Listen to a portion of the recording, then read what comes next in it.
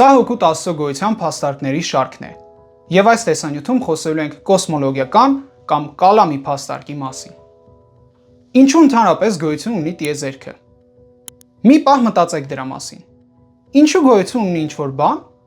այլ ոչ թե ընդհանրապես ոչինչ։ Դարեր շարունակ այս հարցը տվել են փիլիսոփաները, գիտնականները եւ մեծ մտածողները։ Եվ որքան էլ զարմանալի է, ժամանակակից գիտությունը այս հարցը միայն ավելի է խորացրել։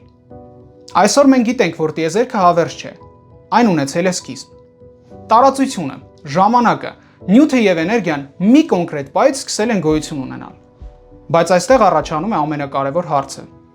Եթե տիեզերքը սկսել է գոյություն ունենալ, ապա ինչու եւ ինչպես։ Որովհետեւ մեր ամբողջ փորձառության մեջ ամեն բան, որն ունի սկիզբ, ունի նաեւ պատճառ։ Ոչինչն ինքն իրենից պարզապես չի սկսում գոյություն ունենալ։ Եթե դրսում ամբողջությամբ աշխատող եւ նոր սմարթֆոն գտնես, դու երբեք չես ասի. սա պարզապես պատահաբար առանց պատճառի ոչնչից ինքն իրեն հայտնվել է։ Ինչու՞։ Քանի որ որքան բարդ եւ կարգավորված է ինչ-որ բան, այնքան ավելի ակնհայտ է դառնում, որ դրա հետևում կա բացատրություն։ Գերմանացի փիլիսոփա Գոթֆրիդ Լայբնիցը հենց սա էր ասում։ Նրա միտքը շատ պարզ էր։ Եթե որևէ բան գոյություն ունի, ապա պետք է լինի բացատրություն, թե ինչու այն գոյություն ունի գոյություն չունենալու փոխարեն։ Օրինակ, եթե դու մտնես գրադարան ու տեսնես հազարավոր գրքեր,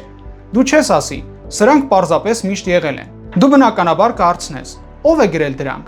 ով է կառուցել գրադարանը եւ ինչու այդ ամենը ընդհանրապես գոյություն ունի։ Բայց հիմա պատկերացրու ոչ թե գրադարան, այլ ամբողջ տիեզերքը։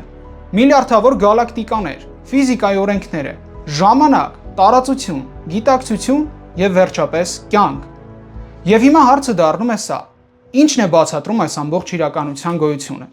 Տիեզերքը չի կարող ինքն իրեն բացատրել, քանի որ այն պայմանական է, այսինքն այն կարող էր նաև գոյություն չունենալ։ Հետևաբար, դրա վերջնական բացատրությունը պետք է տրվի տիեզերքից դուրս, մի պատճառի մեջ, որը ժամանակից, տարածությունից եւ նյութից անկախ է։ Եթե այդ պատճառն է ստեղծել ժամանակը, տարածությունը եւ ամբողջ տիեզերքը, ապա այն պետք է լինի անժամանակ, անտարածական, անմատերիական եւ չափազանց հզոր։ Սակայն այստեղ կա եւս մի կարևոր հարց։ Եթե տիեզերքը իրապես ունեցել է սկիզբ, ապա ինչու տիեզերքը սկսեց գոյություն ունենալ հենց այդ կոնկրետ պահին։ Սա արդեն ավելի շատ մատնանշում է ոչ թե անանձնական ուժի, այլ գիտակից կամքի։ Մի պատճառի, որը կարող էր ընտրել ստեղծել տիեզերքը։ Եվ հենց այդ նկարագրությունն է, որին թեիստ փիլիսոփաները անվանում են Աստված։